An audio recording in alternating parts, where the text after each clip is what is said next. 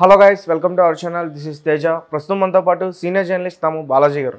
నమస్తే సార్. నమస్తే. సో తెలంగాణ ముఖ్యమంత్రి మొదటిసారిగా దావోస్కి వెళ్ళారు, తెలంగాణకి కొన్ని పెట్టుబడులు తీసుకురావడానికి.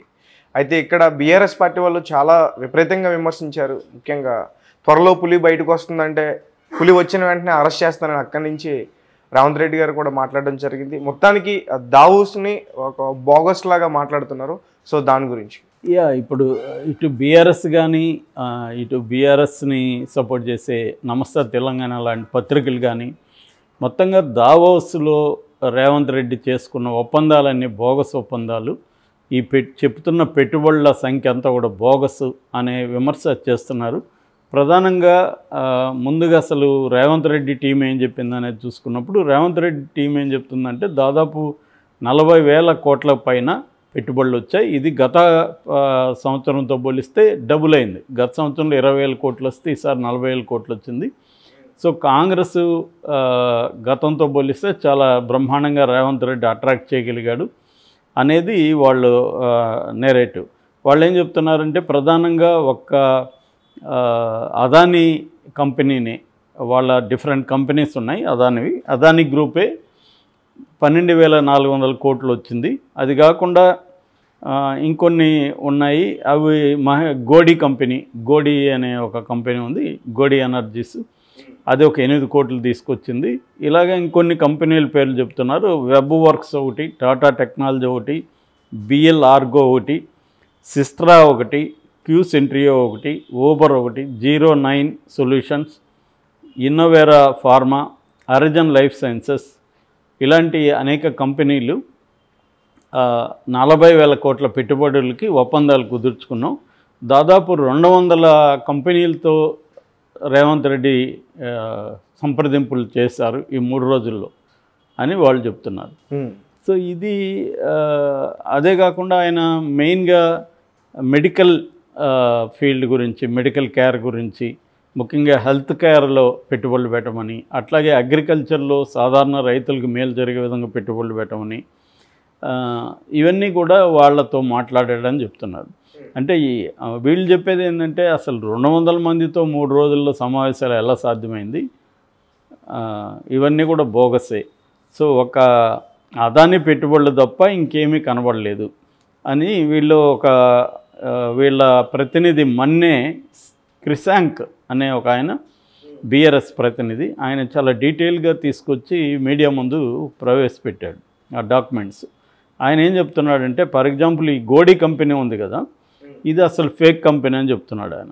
ఇదేమంటే మహేష్ గోడి అనే వ్యక్తి వెస్ట్ గోదావరి జిల్లా కొవ్వూరు మండలం చెందిన వ్యక్తి. అతను వచ్చి 2020లో మహేశ్వరంలో గోడి ఇండియా అనే ఒక కంపెనీ పెట్టాడు. ఆ కంపెనీ 1.7 కోటి 70 లక్షల క్యాపిటల్ అని చెప్పారు. దాని తర్వాత 30% వాళ్ళు ఫ్రైడ్ ఇండియాకి అమ్మేశారు.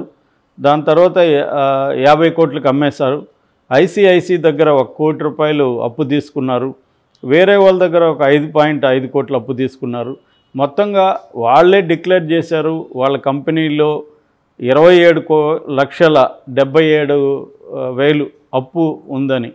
సో ఒక అప్పులో ఉన్న గోడి ఇండియా కంపెనీ, మూలధనమే లేని గోడి ఇండియా కంపెనీ 8,000 కోట్లు పెట్టుబడులు ఎక్కడి నుంచి తీసుకొచ్చి పెడుతుంది అనేది వీళ్ళ ప్రశ్న. ఓకే. సో అట్లాగే మిగతావి కూడా ఇట్లాగే ఉన్నాయి. జేఎస్డబ్ల్యూ ఫర్ ఎగ్జాంపుల్, జేఎస్డబ్ల్యూ అనే కంపెనీ 9,000 కోట్లు పెట్టుబడి పెట్టిందని రేవంత్ రెడ్డి వాళ్ళు చెప్తున్నారు. యాక్చువల్గా జేఎస్డబ్ల్యూ అనే కంపెనీ కొత్త ఒప్పందం కాదు. ఇది లాస్ట్ ప్రభుత్వం ఉన్నప్పుడే బీఆర్ఎస్ ప్రభుత్వంతోనే ఈ జేఎస్డబ్ల్యూ ఒప్పందం జరిగింది. ఆ ఒప్పందంలో భాగంగానే 9,000 కోట్లు దాన్ని కూడా వీళ్ళు కలిపేశారు. సో ఈ 9,000 కోట్లు 8,000 కోట్లు క్లియర్గా బోగస్.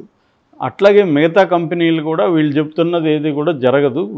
ఓన్లీ జనాలను మోసం చేయడానికి ఇలాగా ఒక నెరేటివ్ తీసుకొని 40,000 కోట్లు తెచ్చాడు, గతంతో పోలిస్తే ఎక్కువ డబుల్ పెట్టుబడులు తెచ్చాడు అనే ఒక ఇది చేస్తున్నారు. దావోస్కి వెళ్ళినా కూడా రేవంత్ రెడ్డి రాజకీయాలు మానకుండా మాట్లాడితే అక్కడ మా కాంగ్రెస్ అంటున్నాడు. అక్కడ వెళ్ళి మా తెలంగాణ ప్రభుత్వం, మా తెలంగాణని మాట్లాడాల్సింది పోయి మా కాంగ్రెస్ అని ఇక్కడ కేటీఆర్ డూప్లికేటు, తాను ఒరిజినల్ అని ఇలాంటి భాష అక్కడ మాట్లాడి మన పరువు తీశాడు, తెలంగాణ పరువు అక్కడ పోయి తీశాడు.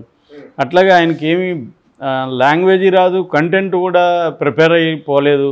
అక్కడ బిజినెస్ జర్నలిస్టులు అడిగినప్పుడు కూడా ఆయన ప్రాపర్గా సమాధానం చెప్పలేదు. మహారాష్ట్రతో పోలిస్తే తెలంగాణలో ఎందుకు పెట్టుబడులు పెట్టాలి ఆయన స్ట్రైట్గా ప్రశ్న అడిగినప్పుడు ఈయన క్లియర్గా చెప్పకుండా తెలంగాణలో మాకు హైదరాబాద్ ఉంది, మాకు కల్చర్ ఉంది ఇవి చెప్తున్నాడు.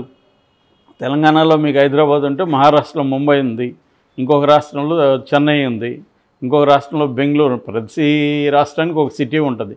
అది కాదు కదా, నువ్వు ప్రత్యేకంగా ఒక పెట్టుబడిని ఆకర్షించడానికి నీ ప్లాన్ ఏంటి అనేది ఆ జర్నలిస్టు అడుగుతుంటే అది వదిలేసి మాకు కల్చర్ ఉంది, మాకు రింగ్ రోడ్డు ఉంది, మాకు హైదరాబాద్ ఉంది ఈ భాష మాట్లాడుతున్నాడు.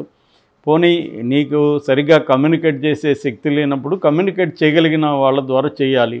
సో అది చేయకుండా ఆ ఛానల్లో ఇలా మాట్లాడడం ద్వారా విపరీతమైన ట్రోలింగ్ గురయ్యి తెలంగాణ పరువు దావోస్లో తాకట్టు పెట్టినట్టుగా అయిపోయింది అనేది ఇతను ప్రధానంగా చెబుతున్నాడు అన్నమాట. సో ఇదంతా ఏంటంటే వీళ్ళు వార్ మొదలైందని చెప్పవచ్చు కాంగ్రెస్కి బీఆర్ఎస్కి. రేవంత్ రెడ్డి ఏమో కాంగ్రెస్ని నేను నిశానీ లేకుండా చేస్తాను లోక్సభలో అని ఒక ప్రతిజ్ఞ నిన్న చేశాడు. అంటే ఇప్పుడు లోక్సభ ఎన్నికలు వస్తున్నాయి కాబట్టి ఈ రెండు పార్టీల మధ్య వార్ మొదలైనట్టుగా మనం చెప్పుకోవచ్చు ప్రధానంగా. ఇంకోవైపు ఏమో బీఆర్ఎస్ కాంగ్రెస్ బీజేపీ కుమ్మక్కైన రాష్ట్రంలో అని ఒక నెరేటివ్ని తీసుకొచ్చింది. దానికి ప్రధాన కారణం ఏంటంటే అదానీని తీవ్రంగా వ్యతిరేకిస్తున్నాడు రాహుల్ గాంధీ. ఎక్కడ పోయినా అదానీ అవినీతి పెట్టుబడులు, అదానీ మోడీ ఇద్దరు ఒకటే అనే ఒక నెరేటివ్ తీసుకొస్తున్నాడు రాహుల్ గాంధీ. ఆ వీడియోలంతా కూడా ఇప్పుడు వీళ్ళు బయట పెట్టారు. అట్లాగే ఎన్నికలకు ముందు రేవంత్ రెడ్డి కూడా దాదాపు 13 లక్షల కోట్ల అవినీతి సొమ్ము అదాని దగ్గర ఉంది, అదంతా మోడీకి బీజేపీకే వెళ్తుందని రేవంత్ రెడ్డి కూడా మాట్లాడాడు. మరి అట్లాంటి అవినీతి సొమ్ము పెట్టుబడులు ఇక్కడ పెట్టడానికి ఎందుకు ఒప్పందం చేసుకున్నారు? ఒక పక్క రాహుల్ ఏమో ఢిల్లీలో అదానీ మీద వ్యతిరేకంగా మాట్లాడతాడు, నువ్వేమో ఇక్కడ పెట్టుబడులు పెట్టుకుంటున్నావు. సో అదానీ బీజేపీ వ్యక్తి అయినప్పుడు బీజేపీ వ్యక్తి అయిన అదానికి ఎలాగ మీరు చేశారు? గతంలో కేసీఆర్ అదానీ పెట్టుబడుల్ని ఆపాడు, సింగరేణిని కొనకుండా ఆపాడు, విద్యుత్ రంగంలోకి రానియకుండా ఆపాడు. ఈ రెండు రంగాల్ని అదాని నుంచి కేసీఆర్ కాపాడాడు. ఇప్పుడేమో రాష్ట్రాన్ని అదానికి తాకట్టు పెడుతున్నారనేది బీఆర్ఎస్ చెబుతున్న మాట. దీనికి అనుగుణంగానే ఈరోజు ఆంధ్రజ్యోతిలో కొత్త పలుకులో మన రాధాకృష్ణ కూడా ఏం రాశాడంటే డైరెక్ట్గా రేవంత్ రెడ్డి బట్టి విక్రమార్క మోడీని కలిసినప్పుడు మోడీ డైరెక్ట్గా వీళ్ళిద్దరికీ చెప్పాడంట, మీరు బీఆర్ఎస్ని కేసీఆర్ని తొక్కేయండి, నా మద్దతు మీకు ఉంటుంది అని చెప్పాడని విశ్వసనీయంగా తెలిసిందని రేవంత్ రెడ్డి మరి రేవంత్ రెడ్డి చెప్పాలి, బట్టి చెప్పాలి. మేబీ రేవంత్ రెడ్డి ఆయన క్లోజ్ ఫ్రెండ్ కాబట్టి చెప్పి కూడా ఉండొచ్చు. సో అది రాశాడు రాధాకృష్ణ. సో అంటే అర్థమేమి, బీజేపీ కాంగ్రెస్ కలిసి బీఆర్ఎస్ని తొక్కేయాలనే ప్లాన్లో ఉన్నట్టుగా రాధాకృష్ణ కూడా రాస్తున్నాడు. అదే విషయాన్ని వీళ్ళు కూడా చెప్తున్నారు బీఆర్ఎస్ వాళ్ళు. అంటే ఇది కొత్త సమీకరణం. మొన్నటి వరకు బీఆర్ఎస్ బీజేపీ ఒకటనే ఒక వాదన వచ్చింది. ఇప్పుడు బీఆర్ఎస్ని తొక్కేయడానికి బీజేపీ కాంగ్రెస్తో కుమ్మక్కు అవుతుంది అనే వాదనని ఇటు రేవంత్ రెడ్డి ఫ్రెండ్ అయిన రాధాకృష్ణ చెప్తున్నాడు, ఇటు బీఆర్ఎస్ నాయకులు కూడా అదే నెరేటివ్ని తీసుకొచ్చారన్నమాట.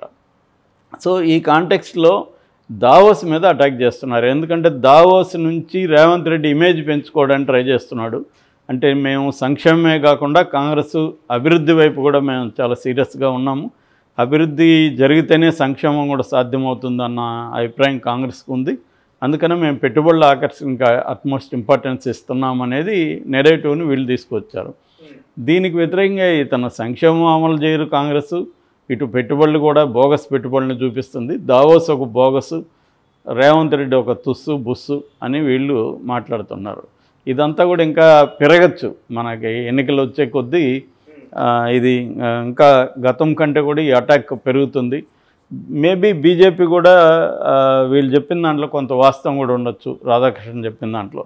ఎందుకంటే లోక్సభ ఎన్నికల్లో వాళ్ళకి బీఆర్ఎస్ని కంప్లీట్గా వాషౌట్ చేయగలిగితే ఆ తర్వాత బీఆర్ఎస్ కోలుకోవడం కష్టమవుతుంది.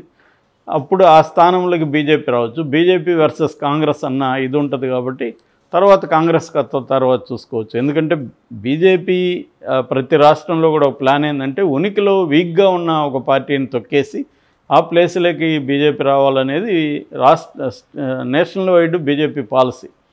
ఆ రకంగా ఇప్పుడు ఇది వీక్ అయింది కాబట్టి బీఆర్ఎస్ని తొక్కేయాలని బీజేపీ అనుకోవడం తప్పేం లేదు. అందుకని కవిత మీద మళ్ళీ నోటీసులు జారీ కూడా చేశారు.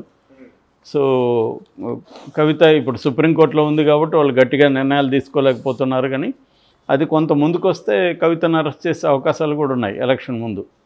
Okay sir, thank you so much.